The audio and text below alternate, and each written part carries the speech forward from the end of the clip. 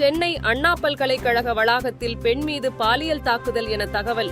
CCTV காட்சிகள் அடிப்படையில் போலீசார் தீவிர விசாரணை. கிறிஸ்துமஸையொட்டி ஏஐ முறையில் உருவாக்கப்பட்ட வீடியோ இணையத்தில் வைரல்.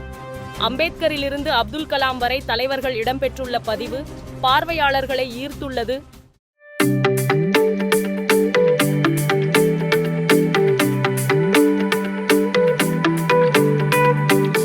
தமிழகத்தில் 5 மாவட்டங்களில் லேசான மழைக்கு வாய்ப்பு.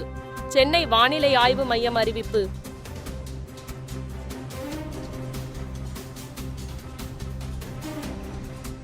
வன்னியர்களும் பட்டியலின சமூகத்தைச் சேர்ந்தவர்களும் சண்டை போட்டுக் கொண்டால் திமுகவுக்கு தான் கொண்டாட்டம். பாமக தலைவர் அன்புமணி ராமதாஸ் சாடல்.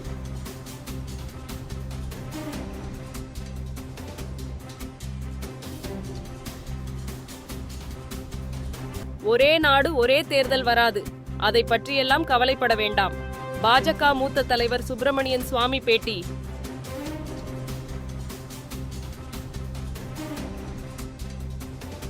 இரண்டு நாள் பயணமாக தமிழகம் வருகிறார் மத்திய உள்துறை அமைச்சர் அமித்ஷா.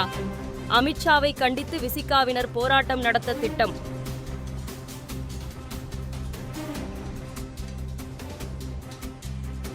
போதைப்பொருள் கடத்தல்காரர் சுனில் யாதவ் அமெரிக்காவில் சுட்டுக் கொலை.